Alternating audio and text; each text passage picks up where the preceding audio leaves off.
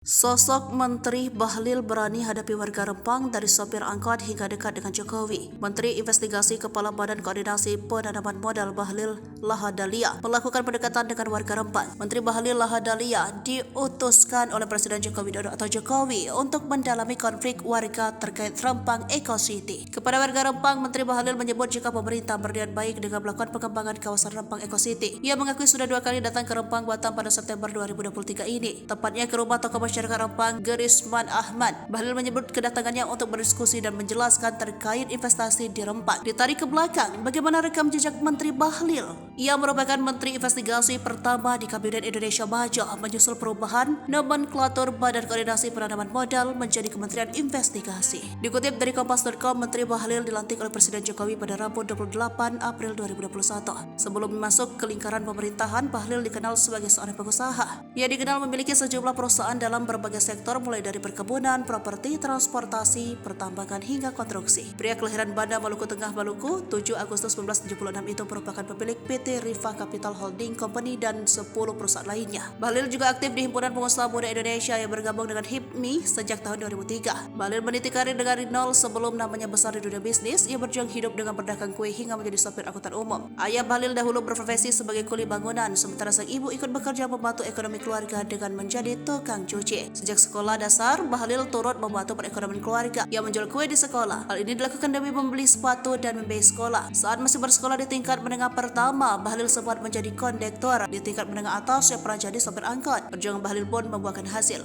Lepas sekolah, ia melanjutkan pendidikan tinggi dengan berkuliah di Sekolah Tinggi Ilmu Ekonomi Port Nombai di Papua. Sebelum menjabat kepala BKPM, Bahlil sudah dikenal sebagai dekat dengan Jokowi. Jokowi kerap memanggil Bahlil dengan sebutan Adinda. Hal itu terjadi di salah satu ketika Bahlil dan Jokowi bertemu di Musyawarah Nasional HIPMI di Jakarta Senin 16 September lalu. Saat Pilpres 2019 lalu, Bahlil menyatakan dukungannya ke Jokowi dan Ma'ruf Amin. Bahlil juga bergabung dengan tim kampanye nasional Jokowi Ma'ruf sebagai Direktur Penggalangan Pemilihan Pemuda.